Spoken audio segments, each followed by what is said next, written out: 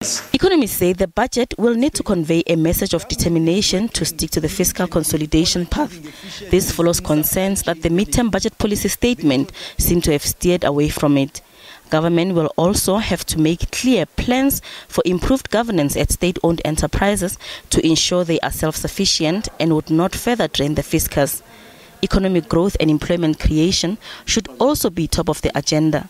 With the emphasis that Mr. Ramaphosa made in his State of the Nation address, that we had to move towards better sovereign ratings, that we had to get the sovereign rating agencies to understand that we were serious about change, and that change was, call it a level of responsibility, that we were going to be welcomed back into the international field, the international arena, for being able to get funding under our own name and not have to go cap in hand to the IMF or a similar institution and ask for preferred status. I think that we're going to change the basis on which this budget is based, and that will be good for South Africa in the long run.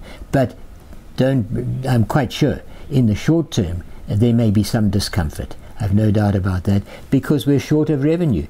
Government will have to address the 51 billion rand revenue shortfall. It will have to look at finding efficiency in service delivery, expenditure cuts, and may possibly increase the value-added tax, or an increase in the fuel levy, which may lead to an increase in the price of petrol and transportation costs.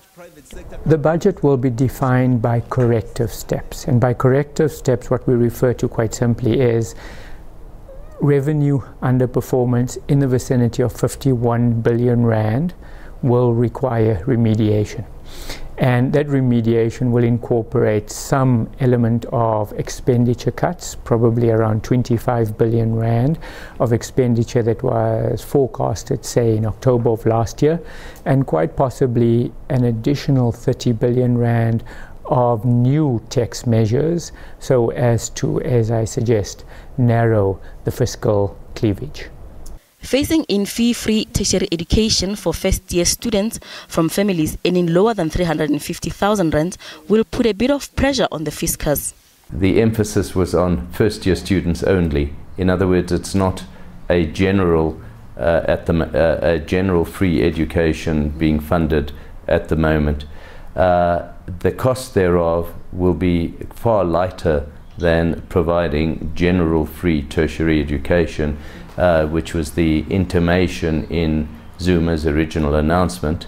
And this coincides with Ramaphosa's suggestion a few weeks ago that the funding for free tertiary education is going to be phased in rather than introduced immediately. Yes, it will cost a few billion rand, but not to the terrifying extent that a general free education for tertiary students would have had. Some Johannesburg residents seem to be more concerned on the budget outcomes for poverty alleviation, job creation and education. The government should invest more on education, because we're paying a lot of money on our fees, and some parents aren't working, so if it would invest more on education, it would make the world a better place. When I look at our age to youngsters, I think it should just go to youth stages to help those ones who have got some dreams to achieve, but they don't have somebody to back them up. Most importantly, I think it's on jobs also, because there's people the unemployment rate is growing. Economists say it is likely the Treasury will revise economic growth projections upwards following political leadership changes, which seem to have been welcomed by the markets. SABC News, Johannesburg.